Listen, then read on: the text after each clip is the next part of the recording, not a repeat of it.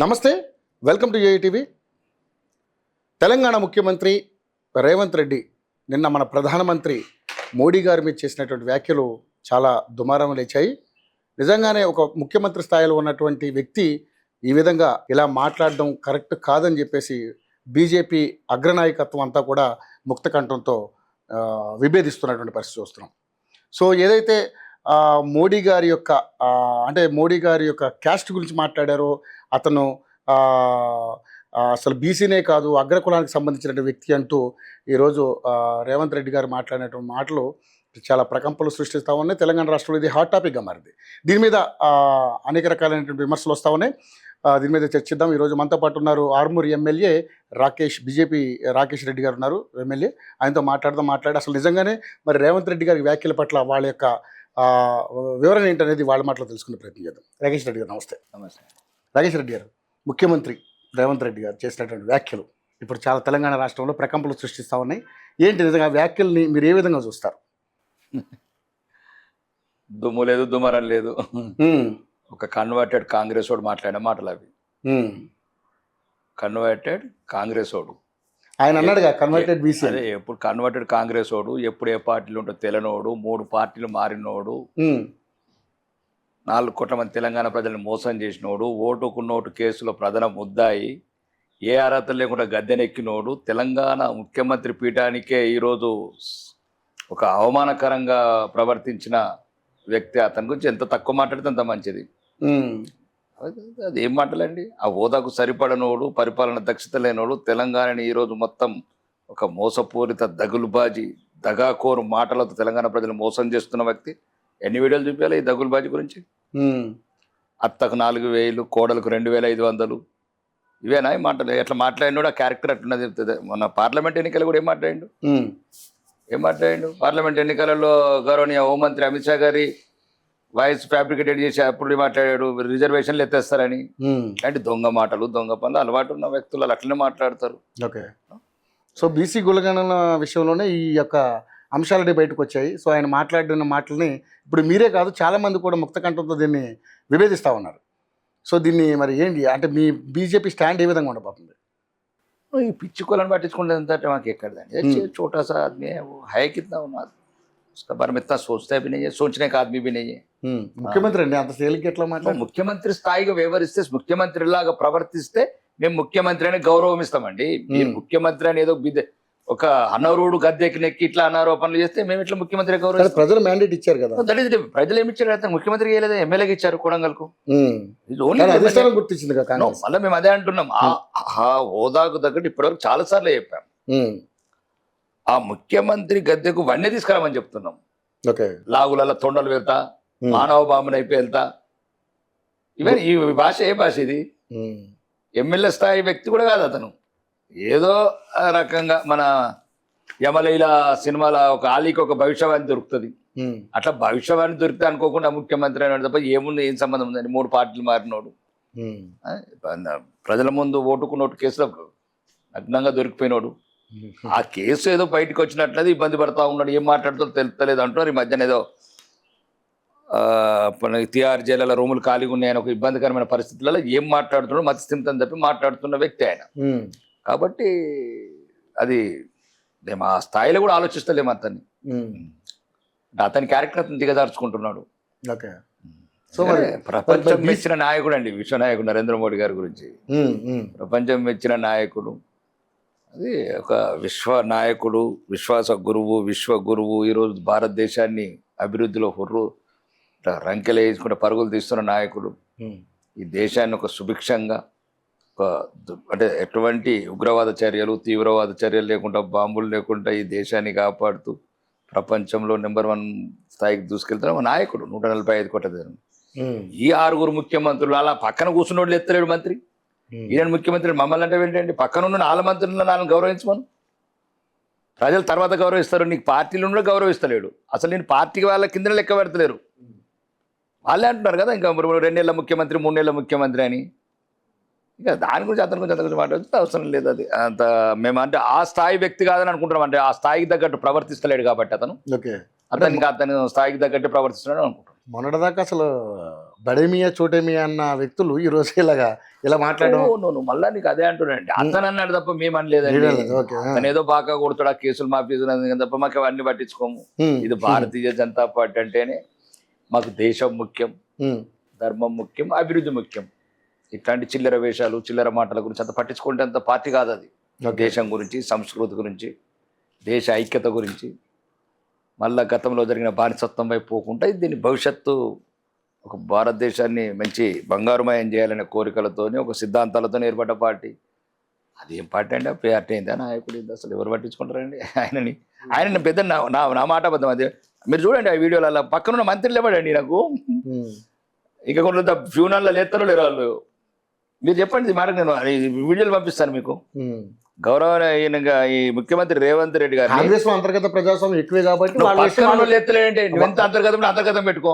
ముఖ్యమంత్రి గుర్తిస్తలేనండి. ముఖ్యమంత్రి గుర్తింపే లేదంటారా? అసలు గుర్తు అదే దాన్ని బట్టి చెప్తున్నా. పక్కన ఉన్న మంత్రులు ఎవరైనా ముఖ్యమంత్రి పీఠానికే ఒక రకమైన అవమానకరంగా తయారైన వ్యక్తినా? అది ఎంత ఉన్నతమైన స్థానం అండి. ఇంతకుముందు గిట్టినే అరిచిండు కరిచిండు భారతదేశం అన్నాడు లాస్ట్కి ఇప్పుడు ఫామ్ హౌస్లో పడుకున్నాడు. ఇలా వినాశకాలే విపరీత బుద్ధి. ఇప్పుడు మరి ఆయన పరిణామాలు అట్లే కనబడుతున్నాయి. గద్దె దిగేటప్పుడు ఇవే అతేగా ఆ అంతర్గతంగా కళాలతోని కాంగ్రెస్లో కుమ్ములాటలతో ఏం మాట్లాడుతున్నాడు అని అర్థం కావట్లేదు. కాబట్టి దాని కింద పరిగణిస్తుంది. కాంగ్రెస్లోనే కాదు, మీ బీజేపీలో కూడా ఉన్నాయి అంతర్గత కుమ్ములాటలు. బీజేపీ అనేది అంతర్గత కులంగానండి. నేను మాట్లాడేటప్పుడు ముఖ్యమంత్రి పదవి గురించి వాళ్ళు కొట్లాడుకుంటున్నారు. ఒకటి, వాళ్ళు ఫామ్ హౌస్లలో పెట్టుకుంటున్నారు, కొయినూరు హోటళ్లలో పెట్టుకుంటున్నారు డిన్నర్ వాళ్ళు. ముఖ్యమంత్రి వచ్చి కూర్చుంటే పక్కనున్న మంత్రి లేవత్తలేని వాళ్ళు. ప్రతి పార్టీలో ఉంటుందండి, ప్రతి కుటుంబంలో. కానీ ఒక ముఖ్యమంత్రి స్థాయి గౌరవించని పార్టీ పక్కనున్న సహచరులు అంటున్నా. నాలాంటి అయితే ఒక నిమిషంలో ఇట్లా రిజైన్ చేసి వెళ్ళిపోతా తూ బతుకు చేయడానికి. మరి ఓకే, బీసీ కులగణన మీద మీ యొక్క అభిప్రాయం ఏంటి? ఎందుకంటే ఇప్పుడు దాని మీద పెద్ద రచ్చ జరుగుతుంది. మీరు దాన్ని విభేదించారు, మీరే కాదు బీఆర్ఎస్ మీరు ఇద్దరు కలిసి విభేదించారు. ఇందులో ఇది తప్పులు తడగ్గా ఉంది బీసీ కులగణన అనేది అని. ఇప్పుడు నిజంగానే మళ్ళీ వాళ్ళు 16వ తారీఖు నుంచి మళ్ళీ సర్వే మొదలు పెట్టారు. సో ఏ విధంగా చూస్తారు? అంటే ఒప్పుకున్నారు కదా, ఒప్పుకున్నారు కదా. అంటే ఫస్ట్ పాయింట్ ఏంటంటే 2011, 2016, 2024 తేడాలు వస్తున్నాయి. ఓకే, అయితే వీళ్ళు ఏం చేస్తున్నారంటే అధికారులు మంచోళ్ళే, కానీ అధికారులను బ్లాక్మెయిల్ చేసి బ్లాక్మెయిల్ ప్రభుత్వము ఎట్లయితే రియల్టర్లని ఇండస్ట్రీని ఎట్లా బ్లాక్మెయిల్ చేసి పారగొట్టినరో ఈ తెలంగాణకి వెళ్ళి, అట్లనే ఇప్పుడు ఈ అధికారులను బ్లాక్మెయిల్ చేసి వీళ్ళు చెప్పిన సంఖ్యలో ఇవ్వమంటున్నారు. అందువల్ల పాపం అధికారులు కూడా బలహీనమైపోయి వాళ్ళు ఏం చేయాలో అది రాసి అందుకోసం ఎందుకు కలవాయి. ఇప్పుడు 11, 16, 24 మ్యాచ్ కావాలి కదా. కొన్ని తగ్గుతాయి ఎట్లా, కొన్ని పెరుగుతాయి ఎట్లా. పెరిగితే అన్ని సమానంగా పెరగాల ఒక ప్రొఫెషనల్ రేషియో ప్రకారం, తగ్గితే అన్ని తగ్గాల ఆ రేషియో ప్రకారం. అంటే కొందరు మొత్తం ఒక కమ్యూనిటీ అంతా ఫ్యామిలీ ప్లానింగ్ చేయించుకున్నది, ఒక ఫ్యామిలీ ప్లానింగ్ చేయించుకోలేదు ఒక కమ్యూనిటీ. దీన్ని బట్టి ద్రోహబుద్ధి అర్థమవుతుంది కదా.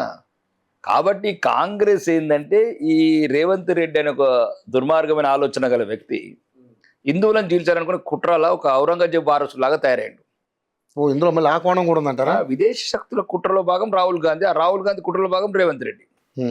ఇప్పుడు ఒక హిందూ దేశం, మా దేశంలో మేము మెజారిటీ ప్రాంతంలో మేము కులం గడప వరకు అంటున్నాం. అంటే ఇప్పుడు బీసీని ప్రధానమంత్రి చేసి ఎస్టీని గిరిజనులను చేసి ఇట్లా మేమేరంగా సోనియా గాంధీ గారు మీరంగా మేమే 1999 నేను ప్రధానమంత్రి అవుతామని ఎట్లా 2004లో పోయి నేను ప్రధానమంత్రి అవుతానన్నది కదా ఆమె, అర్హత లేకున్నా. అట్లా కాదే ఒక రామ్నాథ్ కోవింద్ గారిని ఒక దళితుని. అంటే ఇది ఒక భావజాలం. మేము ఎంతసేపు హిందుత్వము, దేశం ఒకటి ఉండాలా, అన్ని మతాలు ఒకటి ఉండాలా, సర్వమతాలు పరమత సహనం ఉండాలా, సర్వేజన సుఖినోభవంత్ అన్న సిద్ధాంతాల మీద మా పార్టీ నడుస్తుంది. కాబట్టి ఈ రకంగా ముందుకెళ్తున్నాం. సరే, ఆయన ముఖ్యమంత్రి అయిన తర్వాతనే వాళ్ళ సామాజిక వర్గాన్ని మొత్తాన్ని కూడా బీసీలో కలుపుకున్నాడని మాట్లాడారు ఆయన. అది మళ్ళీ తప్పు అంటున్నా కదా. అంటే ఆయన అబద్ధాలకు పుట్టి ఆయన కేసే 420 కేసు ఆయన మీద ఉన్నది. 420 కేసు కదా ఆయన మీద ఉన్నది. అంటే నేను అనేది ఏంటంటే 1994లో అది కాంగ్రెస్ ప్రభుత్వం అక్కడ. ఇప్పుడు మనం కూడా ఎన్నో ఇప్పుడు మన తెలంగాణ ఉమ్మడి ఆంధ్రప్రదేశ్ కూడా ఎన్నో కులాలని బీసీలకు వెళ్ళి ఎస్సీలకు వేయాల్సి వచ్చినాము, ఎస్సీలకు వెళ్ళి ఇంకా వర్గం వేయాల్సి వచ్చినాము, బీసీలలో కొన్ని కలిపినాము.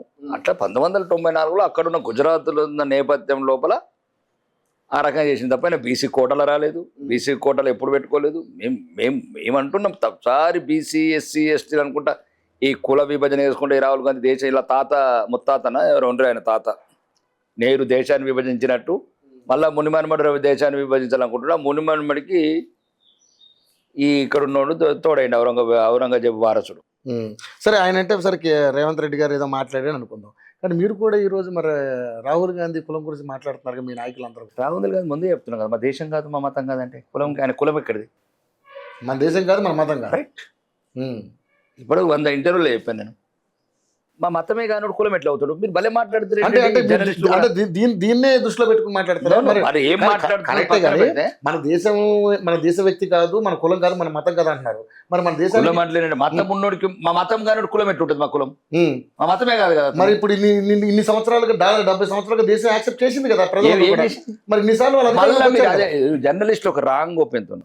ప్రధానమంత్రి చేయడం వేరు, అది రాజ్యాంగంలో అన్ని మతాలు చేయొచ్చు, అన్ని కులాలు చేయొచ్చు. ఇది భారత రాజ్యాంగంలో ఉన్న ఒక వెసులుబాటు.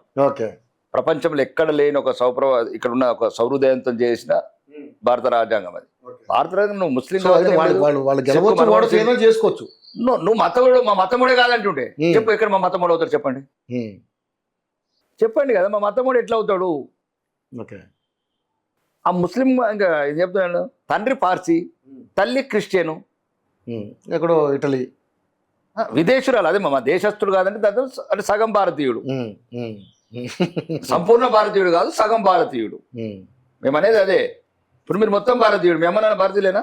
మా అమ్మ నాన్న భారతీయులు, మా తాత ముత్తలు భారతీయులు, మీ తాత ముత్తలు భారతీయులే కదా. మనం సంపూర్ణ భారతీయులము. వాళ్ళు సగం భారతీయులు అంటారు. వాళ్ళమ్మ ఎవరు? ఏ ఊరు వాళ్ళ అమ్మది? వాళ్ళ అమ్మది ఇటలీ కదా. వాళ్ళ అమ్మమ్మది ఎవరు? ఇటలే కదా. ఓకే, వాళ్ళ అమ్మమ్మది కూడా ఇటలీ. అవును. అంటే మా దేశపోడు కాదు, మా మతపోడు కాదు. కులం ఎక్కడికి వెళ్తుంది? ఈ పాయింట్ అది ఇస్తలేరు మీరు. నేను ఇప్పటివరకు కులం ఎక్కడ వస్తుంది? మా మతం కానీ కులం ఎట్లుంటుంది? అంటే తండ్రి వారసత్వం నుంచి వస్తుంది కదా. మళ్ళీ నీకు అదే తల్లి వారసత్వం నుంచి రాదు. వాళ్ళు 2 జాయింట్లు వచ్చింది కదా. ఇప్పుడు ఏదైనా ఒకటి కంటిన్యూ అవుతుండే. ఇద్దరు పార్సీలు అయితేనేమో పార్సీలు కూడా కులాలు లేవు. మరేమో నాకు అందంత అవగాహన వరకు లిమిటెడ్ ఫ్యామిలీస్. ఇప్పుడు 1000-1200 ఫ్యామిలీస్. దాని గురించి మాట్లాడడం కూడా ఉపయోగం లేదు అది.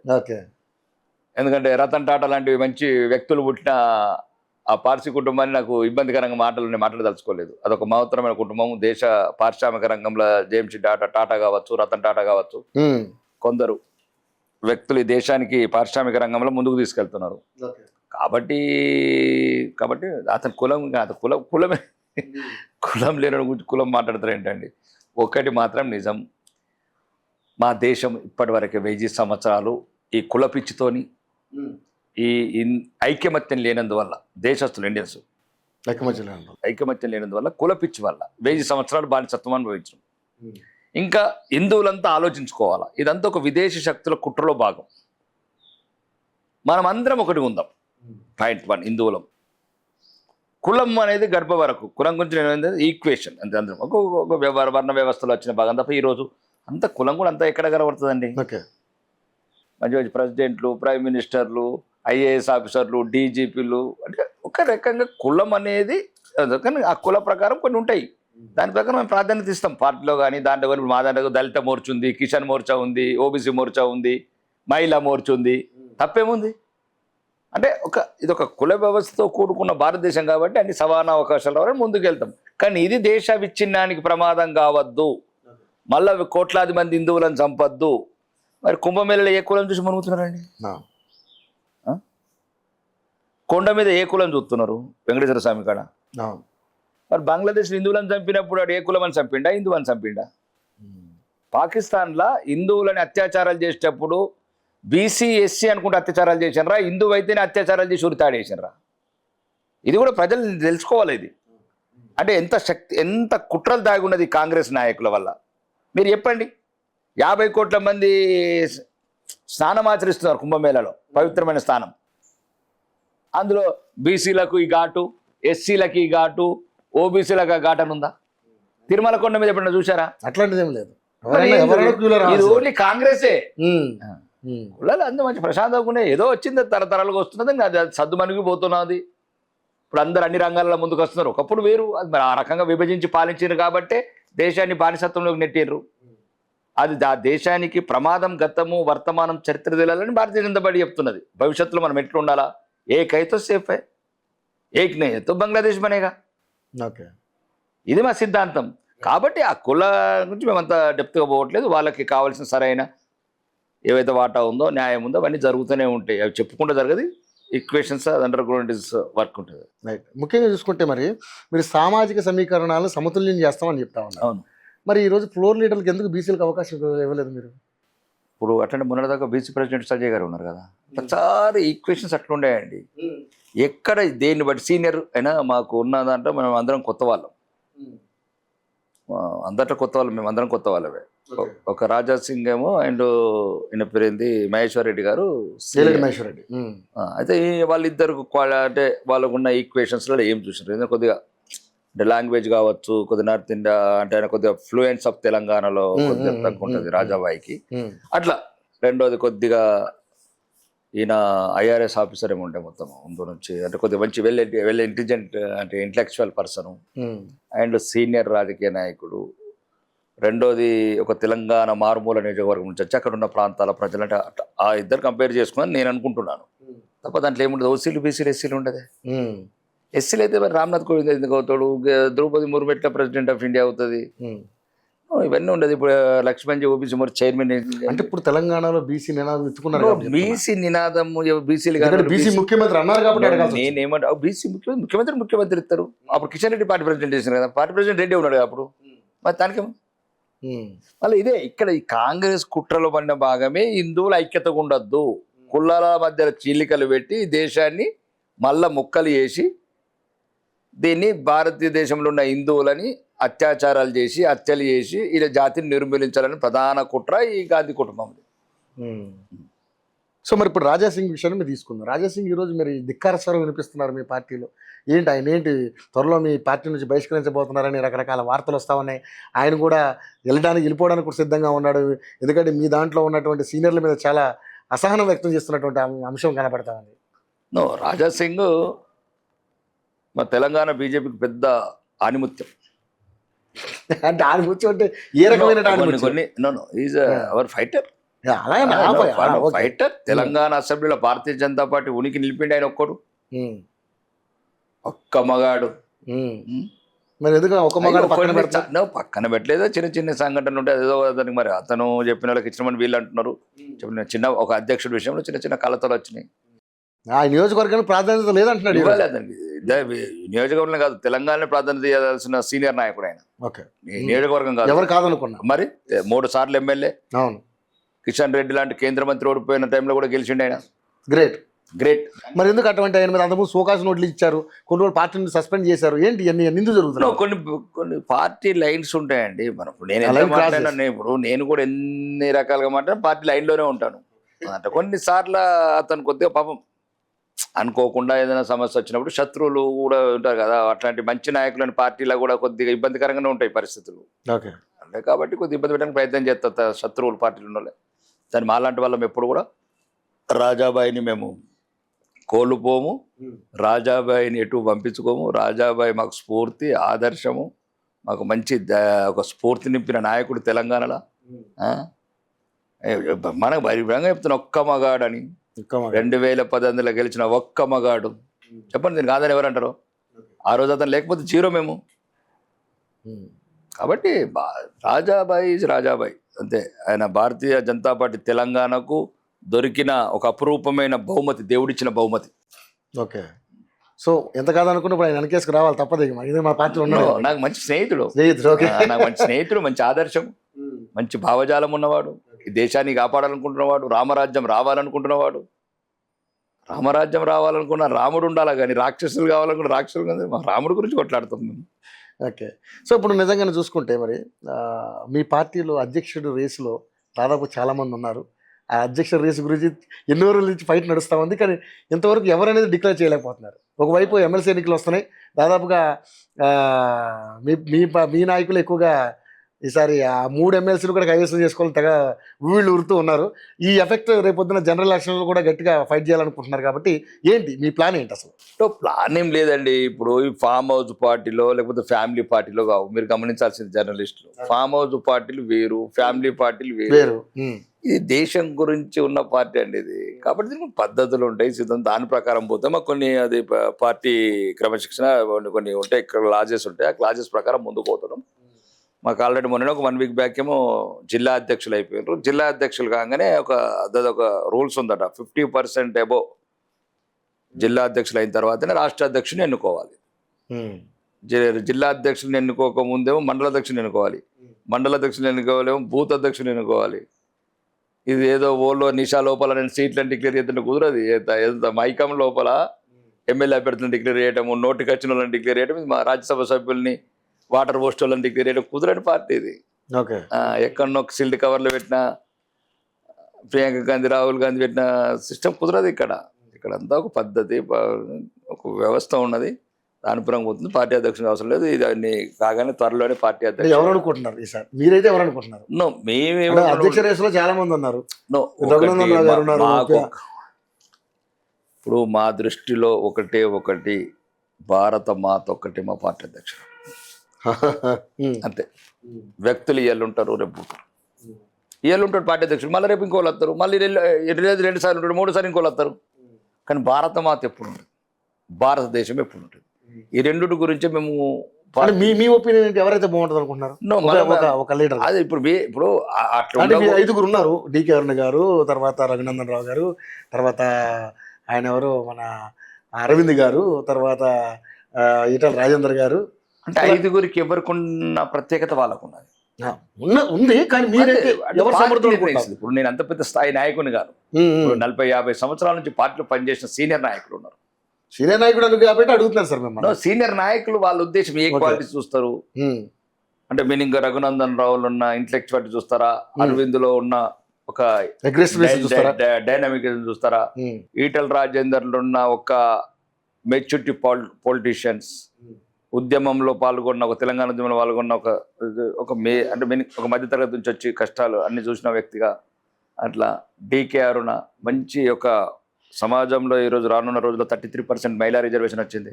మేము మహిళలను కూడా ఎంకరేజ్ చేయాలి. అంటే ఇప్పుడు అట్లాంటి టైంలో ఒక మహిళా నాయకురాలు, సీనియర్ నాయకురాలు, ఒక మచ్చలేని నాయకురాలు, వాగ్దాటి ఉన్న ఒక రాణి రుద్రమదేవిలాగా ఉన్న డీకే అరుణ, ఇవన్నీ ఎవరికి ఉన్న ప్రత్యేకతలు వాళ్ళకు ఉన్నాయి. అయితే పార్టీ ఏ రకంగా తీసుకుంటుంది, అది రాణి రుద్రమదేవి కావాలనుకుంటేనేమో అరుణక్కని తీసుకుంటాం. లేదు, ఎంత గంటల కొద్ది మాట్లాడినా ప్రజల్ని ఒక ఆలోచింపజేసే నాయకుడు కావాలనుకున్నప్పుడు రఘునందన్ రావు తీసుకుంటాం. ధాటిగా ఎదుర్కోగల సత్తా, ఎవరినైనా లెక్క చేయని అంటే అరవింద్ని ఎన్నుకుంటాము. కాదు, ఒక సౌమ్యుడు, తెలంగాణ రాజకీయాల్లో కొద్ది మెచ్యూరిటీ పొలిటీషియన్, మంత్రిగా అనుభవం ఉంది, ఉద్యమకారుడిగా అనుభవం ఉంది, అట్లా. అంటే ఎవరైనా తక్కువ లేరు. నేను అనేది అది, నా ఉద్దేశం అది. కాబట్టి మాకు ఎవరైనా ఒకటే. మీరు ఇప్పుడు ఎమ్మెల్సీ ఎన్నికలు స్టార్ట్ చేశారు. అప్పుడు మీ పార్టీ నుంచి అంజిరెడ్డి గారు, అదేవిధంగా మల్క కొమరయ్య గారు కొంచెం పెద్ద వాళ్ళని పెట్టుకున్నారు, బాగుంది. కానీ ఈ కంపల్సరీ అంటే వ్యాపార రంగం కావచ్చు, వ్యాపారం విద్యా సంస్థలు ఉన్నాయి, లేని వాళ్ళని చూపినట్టు కాదు, మామూలు చెప్తారు. మరి చూపియండి, చెప్పండి ఎవరు చూపియండి కదా, ఎవరు లేని చూపియండి. తీర్మానం కూడా టీవీ ఛానల్ పెట్టుకున్నాడు, 10 రూపాయలు ఇస్తే చాలన్నాడు, ఇలా ఫ్లైట్ బుక్ చేస్తున్నాడు. ఎవరికున్న ఛానల్స్ ఎవరికున్న వ్యాపారం వాళ్ళకున్నది. ఛానల్ ద్వారా వ్యాపారం ఆయన చేసుకుంటుండు. వీటి స్కూల్ పెట్టుకుని ఒక ఆయన చేసుకున్నాడు. ఏదో ఆయన తప్ప ఎప్పుడు దొంగతనాలు, చెడు పనులు చేసుకుంటే సమాజం అసహించుకునే పనులు చేయాలా, లేకపోతే వ్యాపారం చేసుకుని సమాజ సేవ చేయాలా? నేను ఆదరిస్తాను. కానీ ఓకే, ఇచ్చారు, విద్యావంతులకు ఇచ్చారు, బాగుంది. కానీ నిజంగానే మరి ఈ రోజు బీఆర్ఎస్ ఒక్క క్యాండిడేట్ కూడా పెట్టుకోలేకపోవడానికి అంటే మీ 2 పార్టీల మధ్య లోపాయికార ఒప్పందం ఏమైనా ఉందా? ఎందుకంటే ఇప్పుడు ఇదే హాట్ టాపిక్గా ఉంది తెలంగాణ రాష్ట్రంలో. వాళ్ళు ఎవరో క్యాండిడేట్లు పెట్టకపోవడం, ఇండైరెక్ట్గా మీకు సపోర్ట్ చేస్తున్నారు అనేది కావాలి. ఎందుకంటే వాళ్ళ కూతురు కేసుల నుంచి బయటపడాలన్నా రకరకాలు ఉన్నాయి కాబట్టి ఇలాంటి కొన్ని లోపాయికార ఒప్పందాలు ఉన్నాయని మాట్లాడతాం. ఫస్ట్ ఈ ఎన్నికలు ఎందుకు మీరు గమనించాలి. ఈ ఎన్నికలు teachers and graduate science teachers అంటే వాళ్ళు సమాజ స్పృహ ఉన్నోళ్ళు, ఈ సమాజంలో స్పృహ నేర్పుతున్న వాళ్ళు. వాళ్ళు ఒక సామాన్య ప్రజలు, లేకపోతే గ్రామీణ ప్రాంతాలలో కొద్దిగా అవగాహన తక్కువ ఉన్న ప్రాంతాల్లో అన్ని కొద్దిగా మనం ఏదో డబ్బులు ఇస్తేనో, మంది ఇస్తేనో, ఇంత రకరకాల కొన్ని ప్రభావాలు పెడితే కుల పిచ్చి అట్లా కాదు. ఇప్పుడు వీళ్ళంతా ఎడ్యుకేటెడ్, ఇవన్నీ గమనించిన వాళ్ళు. ఈరోజు సామాన్యులే జేజేలు వలుకుతున్న భారతీయ జనతా పార్టీకి, మేధావులు వలుకుతున్న ఢిల్లీలో వలుకుతున్న భారతీయ జనతా పార్టీకి, మహారాష్ట్ర లాంటి మారుమూల పల్లెలలో జై శ్రీరామ్ అంటున్నాం. జై బీజేపీ అంటున్న ప్రజలు, సామాన్యులు, అతి సామాన్యులు అందరు కలిపి ఒక భారతీయ జనతా పార్టీ ఎందుకు ఉండాలనుకుంటున్నారు? కొద్దిగా మచ్చ లేదు, అభివృద్ధి ఒకవైపు, మలినం లేని పార్టీ, ఒక మంచి నాయకుడు ఉన్నాడు. ఈరోజు భారతీయ జనతా పార్టీ 19-20 రాష్ట్రాలలో అధికారంలో ఉంది. అన్ని రంగాలలో అభివృద్ధి చేస్తున్నది. దేశాన్ని అన్నిటికన్నా శాంతి భద్రతలు ఎక్కడ మత కలహాలు లేవు. భద్రత ఇవన్నీ గమనిస్తారండి చదువుకున్న వాళ్ళు. ఇప్పుడు ఒక టీచర్ ఉన్నాడు, ₹1,00,000 జీతం తీసుకుని భార్య పిల్లలకు సెక్యూరిటీ లేకపోతే ఎట్లా? గోకుల్ చాట్లో పోయి రేపు పిల్లలు బాంబ్ బ్లాస్టింగ్లో చనిపోతే ఎట్లా? దిల్సుఖ్నగర్ బస్ డిపోలో చనిపోతే ఎట్లా? వాళ్ళు ఆలోచించరు వాళ్ళు. మామూలు ప్రజలు ఇంత ఆలోచిస్తుంటే ఒక టీచర్లు, మేధావులు, గ్రాడ్యుయేట్స్ ఈరోజు రాష్ట్రంలో కూడా ఎందుకు అయితే ఎందుకు అవుతలు? ఎక్కడెక్కడ అంచినామో అక్కడ అంచినాం. ఎక్కడ దగ్గర ఇన్నర్ సెక్యూరిటీ ఉందో ఇన్నర్ సెక్యూరిటీ, ఆల్ డిపార్ట్మెంట్స్ అందరినీ హీరోలం పెట్టినాం మొత్తం. ఎందుకు అవుతలేవండి? ప్లాస్టింగ్లు, బ్లీచింగ్లు, గోకుల్ చాట్లు, లేకపోతే లుంబిని పార్కులు, లేకపోతే దిల్సుఖ్నగర్ బస్ డిపోలు, ఎక్కడ చూసినా కత్తిపోట్లు, మత కొల్లాలు, కర్ఫ్యూలు, వాటి ఎందుకు లేవు దేశంలో? ఇది ఆలోచించాలి. కానీ బాంబ్ బ్లాస్ట్లు లేకపోవచ్చేమో కానీ నేర ప్రవృత్తి అయితే బాగా పెరిగింది కదా తెలంగాణ. నేర ప్రవృత్తి అనేది ఒకటండి. నేర ప్రవృత్తి నేరాలు పెరిగినాయి అని చెప్పేసి అంటా ఉన్నారు. క్రైమ్ రేట్ పెరిగింది. పరిపాలన అదే కదా, క్రైమ్ రేట్ అదే చెప్తున్నాం. ఇక్కడ పరిపాలన దక్షత లేని వ్యక్తులు ప్రభుత్వంలో ఉన్నారు. వాళ్ళకి ఢిల్లీకి సంచులు మూటలు మోయడం తప్ప ఇక్కడ పరిపాలన మీద పట్టు లేదు కాబట్టి పెరుగుతున్నది. భారతీయ జనతా పార్టీ చూద్దాం సార్. ఇప్పుడు బీఆర్ఎస్ కి మీకు లోకపాయకార ఒప్పందం ఉందా? మాకేం లోపేకారం ఉంటుంది. మునిగిపోయిన పడవ దాన్ని ఎవడుకుంటున్నాడు? మునిగిపోయిన పడవ అసలు ఉన్నాడా ప్రతిపక్ష నాయకుడు? మరి ఆయన ఫామ్ హౌస్ నుంచి బయటకు వచ్చి మన కొడితే దెబ్బ మామూలు కూడా అంటున్నాడు కదా సార్. అప్పుడు ఏ మూడ్లో ఉన్నాడు ఆయన? అప్పుడు ఏదో ఏ మైకంలో ఉన్నాడో, ఏం మాట్లాడిండో, ఒక్కోసారి ఏం మాట్లాడుతాడో ఆయనకే తెలియదు. 14 నెలలు 15 నెలలు అవుతుంది, 15 నెలలు అవుతుంది. అసలు ఇక్కడ తెలంగాణలో పేద ప్రజలు, అవసరం ప్రజలు ఉన్నారా? వాళ్ళకి ఏమైనా సమస్యలు ఉన్నాయా? మహిళలకు ఏమైనా సమస్యలు ఉందా? లేకపోతే సామాన్య రైతులకు ఏమైనా ఉన్నాయా? స్టూడెంట్ ఎప్పుడైనా వచ్చిండా బయటికి? మూసీ బాధితులు కావచ్చు, హైదరాబాద్లు కావచ్చు, లడ్చర్ల సంఘటన కావచ్చు, స్టూడెంట్స్ గ్రూప్ 1 మీద ఎగ్జామ్స్ ధర్నాలు చేసినప్పుడు కావచ్చు, ఉద్యమాలు చేసినప్పుడు ఎప్పుడైనా కనబడ్డా ప్రతిపక్ష నాయకుడు? చెప్పండి మీరు. అతను ఆల్రెడీ ఎత్తేసిండండి కాడి. ఇంకా ఏమైనా చేసిన పాపాలు ఉంటే రేవంత్ రెడ్డితో ఒప్పందం లోపల కాంగ్రెస్ ప్రభుత్వం ఒప్పందం ఎటువైంది? మరి వాళ్ళిద్దరు ఒకటి కాకపోతే ఏమైంది? టెలిఫోన్ ట్యాపింగ్ ఎందుకు బయట పెట్టారు? ఎందుకు పెట్టారు? కాళేశ్వరం ఎందుకు పెడతారు? త్వరలో ఉందంట కదా. మళ్ళీ ఎందుకు పెడతారు? మీరు ఇద్దరు ఒకటైతేనే కదా.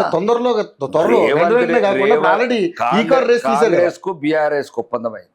1000 కోట్ల ఒప్పందం కుదిరింది. కాళేశ్వరం బయటికి తీయద్దు, మిషన్ భగీరథ స్కాములు బయటికి తీయద్దు, మేము పోటీకి పెట్టద్దని వీళ్ళు కాంగ్రెస్ ప్రభుత్వం ఒప్పందం చేసుకున్న భాగం వాళ్ళు పోటీ చేస్తున్నారు. వాళ్ళు ఒకటే అండి. భారతీయ జనతా పార్టీకి సంబంధం ఇంకా ఉంటే మీద పగ ఉంటుంది. అలా కూతుర్ని లోపల అదేమంటారు అంటే మేము కాపాడలేమని. మేము ఎట్లా కాపాడుతాం? కోర్టులు అవన్నీ చట్టబద్ధ సంస్థలు ఇన్వెస్టిగేషన్ మేము ఎట్లా కాపాడుతాం? చేసింది మీరు స్కాములు, చేసింది మీరు లిక్కర్ వ్యాపారం, చేసింది 100 కోట్ల స్కాము. తప్పు చేయను అంటే కాపాడుతాం. తప్పు చేసి 500 కోట్ల ఇల్లు కట్టుకొని వేలాది ఎకరాల భూములు కబ్జా చేసి తెలంగాణ ప్రజలను 7 లక్షల కోట్ల అప్పులకు నెట్టి అట్లాంటి వాళ్ళని మేము ఎందుకు రక్షిస్తామండి? వాళ్ళని రక్షించేవాడే కాంగ్రెస్ ప్రభుత్వం, రేవంత్ రెడ్డి. అలా చీకటి ఒప్పందం ఉందాం కాబట్టి వాళ్ళిద్దరు ఒకటి. భారతీయ జనతా పార్టీ ఒకటేనండి. ఈ ఎవరైతే గ్రాడ్యుయేట్స్ కావచ్చు, టీచర్స్ కావచ్చు, వాళ్ళకి దేశ భక్తులు. వాళ్ళు ఈ దేశం గురించి అన్ని రకాలుగా అవగాహన ఉన్న వాళ్ళు. దేశం 10 సంవత్సరాల నుంచి ఏ రకంగా ముందుకు తీసుకెళ్తున్నాడు అన్ని తెలిసిన వాళ్ళు కాబట్టి వాళ్ళు సరైన నిర్ణయం తీసుకొని భారతీయ జనతా పార్టీని గెలిపిస్తారు. కంపల్సరీ గెలుస్తుందా? ఇప్పుడు రెండు కనీసం అంటే ఈ ఎన్నికల ద్వారా రేపు పొద్దున మీ భవిష్యత్తు ఏంటనేది క్లారిటీగా తెలంగాణలో. మా భవిష్యత్తు అనేది దేవుడు నిర్ణయిస్తాడండి. 2 సీట్ల నుంచి కాదు, జనసంఘం నుంచి 1951 నుంచి వస్తున్నాం. మాకు 2 సీట్ల నుంచి 3 సార్లు వెళ్తున్నాం. ఈ రోజు 20 రాష్ట్రాలలో రూలింగ్ లో ఉన్నాం. ఒకటి ఉంటుంది, ఒకటి పోతుంది. ఢిల్లీ కూడా కైవసం చేసుకున్నారు. గల్లీ సే ఢిల్లీ ఓవే గల్లీ బిలేగా సబ్కుచ్. ఎందుకంటే ఏముంటదండి? 3 రాష్ట్రాలలో ఉన్నది కాంగ్రెస్. ఏముంటది? 3 రాష్ట్రాలలో ఉన్నది. ఇంకా అది ఒకటి కర్ణాటకలో అయితే పోయేటట్టే ఉన్నది. ఇంకా తెలంగాణలో అయితే ప్రభుత్వం వాళ్ళిచ్చి వాళ్ళే అవిశ్వాసం పెట్టుకుంటున్నారు అంటున్నారు. ఇంక ఇది కూడా ఉంటుందో పోతుందో చెప్పలేము. వాళ్ళు అంటున్నారు. ఇంటెలిజెన్స్ రిపోర్ట్స్ చెప్తున్నారు. ఏమనుకుంటున్నారు? మాకేమనుకుంటామండి? మాకు ఒకటి తెలంగాణ ప్రజలకు మోసం చేసినారు. తెలంగాణ ప్రజలు మమ్మల్ని ఏం కోరుకుంటారు అంటే ఈ పాపపు ప్రభుత్వం, మోసగాల ప్రభుత్వం ఉండొద్దు, మీరు ఎట్లా నిర్ణయం తీసుకుంటే అందరు కలిసి ఒక నిర్ణయానికి రండి అని చెప్తున్నారు. మాకు 2500 ఇస్తామన్నారు. ప్రభుత్వం పడిపోద్దనడంలో మీకైతే ప్రజలు ఎందుకంటే మహిళలు మొత్తం దుమ్మెత్తిపోస్తున్నారు. 2500 ఇస్తామని 15 నెలల నుంచి 2500 ఎప్పుడు వస్తాయని చూస్తున్నారు. అవ్వతాతలు 4,000 రూపాయలు ఇస్తా అన్నాడు. అవును. వాళ్ళు 15 నెలల నుంచి వాళ్ళు ఎదురు చూస్తున్నారు. ఆటో రిక్షా డ్రైవర్లు ఎదురు చూస్తున్నారు, రైతులు ఎదురు కౌలు రైతులు చూస్తున్నారు. ఎదురు చూస్తున్నారు, విద్యార్థులు ఎదురు చూస్తున్నారు, ఆ తులం బంగారం ఇస్తామని వాళ్ళు ఎదురు చూస్తున్నారు, పెళ్లి చేసుకోవడం స్కూటీలు వస్తాయని వీళ్ళు ఎదురు చూస్తున్నారు. కాబట్టి ఒక్క వాగ్దానం కూడా నెరవేర్చిన ప్రభుత్వం ఈరోజు భారతదేశంలో ఉందంటే కాంగ్రెస్ ప్రభుత్వం, తెలంగాణ ప్రభుత్వం. ఒకటే 14 నెలలే అసలు ఇంకా టైం ఉంది. అదే అంటే 48 నెలలు కాగానే లాస్ట్ మూమెంట్ ఇస్తాం ఎట్లా? అలాని కాదు, ఇంకా 4 సంవత్సరాల టైం ఉంది కదా. గుర్రం ఎగరా వచ్చేమో చెప్పలేము. నేను ఏం చెప్తున్నానంటే, ఒకటి అందరికి రుణమాపాను, కొందరికి ఇచ్చినావు. ఇవన్నీ మోసపూరిత చర్యల ద్వారా షరతులు వర్తిస్తాయని ముందే చెప్పాల్సింది. కాబట్టి మొత్తం ఈ ప్రభుత్వం ఉండే పరిస్థితులు లేదు. ఓకే. ప్రభుత్వాన్ని గద్దెదించట్లో ప్రధాన పాత్ర వహించేది మాత్రం కాంగ్రెస్లో నుండి వాళ్ళే. ఇది మాక్సిమం ఇంకా 3 నెలలు 6 నెలలు కాబట్టి పెద్ద పట్టించుకుంటలేము. అందుకోసమే ఆయన ఇరిటేట్ అయ్యి రకరకాల ఇంటెలిజెన్స్ రిపోర్ట్ ఆయనకే ఉంటుంది. కాబట్టి ఆల్రెడీ సర్వే చేయించుకున్నాడు. సర్వే చేయించుకున్నా, ఇంటెలిజెన్స్ కూడా చెప్పినట్లు చాలా రోజులు ఉండేట్లేమంటే ఈ మధ్యన అట్లా మాట్లాడుతున్నాడు రేవంత్ రెడ్డి కూడా. ఆ ప్రశ్న అంటారా? అంతే కదా. మరి ఏదో నాకు ఇదే చాలు నా జీవితానికి, నేను ఎటువంటి అర్హతలు లేకుండా ఈ గద్దెనెక్కినా, ఏదో ఓటుకు నోటు కేసు కొద్దిగా ఫేమే అందరికి తెలిసిన అనుకోకుండా అడుగో ఈ కాలం ఏదో మరి మేము మిస్ చేసుకున్న క్యాచ్ ఆడ పట్టేసిండు. రైట్. ఇప్పుడు తీర్మానం వల్ల మీ దాంట్లో నుంచి ఉండి వెళ్ళిపోయాడు ఆయన. ఇప్పుడు కాంగ్రెస్లో ఎమ్మెల్సీగా గెలిచాడు, అది కూడా గ్రాడ్యుయేట్ ఎమ్మెల్సీగా గెలిచాడు. గ్రాడ్యుయేషన్ పక్కన వదిలేసి ఇప్పుడు బీసీ నినాదం ఎత్తుకున్నాడు. ఏంటి ఆయన వైఖరి ఏ విధంగా అనిపిస్తుంది? ఇప్పుడు నేను ఒకటి చెప్తున్నా అండి, ఇప్పుడు నేనైతే నా వ్యక్తిగతంగా నేను ఎస్సీ ముఖ్యమంత్రి కింద పనిచేయడానికి సిద్ధంగా ఉన్నా, బీసీ ముఖ్యమంత్రి దగ్గర పనిచేయడానికి సిద్ధంగా ఉన్నా. నేను పైడి రాకేష్ రెడ్డి అనే నేను ఒకవేళ రేపు మా భారతీయ జనతా పార్టీలో దళితుడు ముఖ్యమంత్రి అయినా దళిత ముఖ్యమంత్రి దగ్గర పనిచేస్తా, బీసీ ముఖ్యమంత్రి అయినా బీసీ ముఖ్యమంత్రి దగ్గర పనిచేస్తా, లేదు మైనారిటీ ముఖ్యమంత్రి అయినా మైనారిటీ కింద పనిచేస్తా. మైనారిటీ మీకు అవకాశం లేదులేండి. 5 మంత్రులు ఉన్నారు కేంద్రంలో. మంత్రులు ఉండొచ్చు కానీ ముఖ్యమంత్రి అవకాశం లేదు. చెప్పలేము అంటున్నా. ఇప్పుడు గవర్నర్ ఆరిఫ్ మహమ్మద్ ఖాన్ అన్నాడు. మీరు ప్రజలను తప్పుదో పట్టిస్తారు. తప్పుదో బీజేపీ మైనారిటీకి బీజేపీ ఎలా కూడా ఎగ్నిస్టే కాబట్టి ఎవరన్నారా చాలా మంది అంటున్నారు తప్పది. అదే ఉన్న పార్టీలోనే అంటున్నారు. ఎక్కడ ముస్లింలకి వ్యతిరేక పార్టీ ఏదైనా ఉందంటే అది కేవలం అదే ఆ కాంగ్రెస్ చేసిన ఒక నాటకంలోనే వాళ్ళు మోసపోతున్నారు. వాళ్ళు రెచ్చగొట్టి రాజకీయాలు చేయకుంటారు. మేము అందరం ఒకటి అంటున్నాం. మేము ఏ స్కీములు ఏమైనా చెప్పినామా? ఇది హిందువుల స్కీము, ఇది వందే భారత్ ట్రైన్లలో హిందువుల సీట్లు, ముస్లింల సీట్లు అని చెప్పామా? క్రిస్టియన్ సీట్లు లేకపోతే బియ్యం ఇచ్చేటప్పుడు ప్రధానమంత్రి ఆవాస్ యోజన కింద ఇచ్చేటప్పుడు ముస్లిం ఇల్లు, క్రిస్టియన్ ఇల్లు, హిందువులు ఇల్లు అని చెప్పామా? సబ్కా సాత్ సబ్కా వికాస్, సబ్కా వికాస్, సబ్కా విశ్వాస్. Right right. రాకేష్ రెడ్డి గారు, మరిన్ని అప్డేట్స్ మీద మళ్ళీ కలుసుకుందాం మిమ్మల్ని. తెలంగాణ రాష్ట్రంలో ఇప్పుడు ఏ హాట్ టాపిక్స్ ఉన్నాయి కాబట్టి చాలా థ్యాంక్స్. చక్కటి టైం ఇచ్చిన ధన్యవాదాలు సార్. ధన్యవాదాలు. నిజంగానే అంటే రేవంత్ రెడ్డి గారు ఒక అవగాహనతో ముఖ్యమంత్రి స్థాయిలో ఆయన మాట్లాడాల్సిన మాటలు కాదు ఇవి. ప్రధానమంత్రికి ఒక స్థాయి ఉంది. ఆయన 3 సార్లు ప్రధానమంత్రి అయినటువంటి నేపథ్యం ఉంది. అలాగని రాష్ట్రాల్లో ఉన్నటువంటి కేంద్ర మంత్రులు కూడా ఆయన విభేదించడం జరిగింది. సో ముఖ్యమంత్రి గారు కొంచెం ఆలోచన చేసి మాట్లాడితే బాగుంటుందని అందరూ కూడా హితవు పలుకుతున్నారు. Over to studio.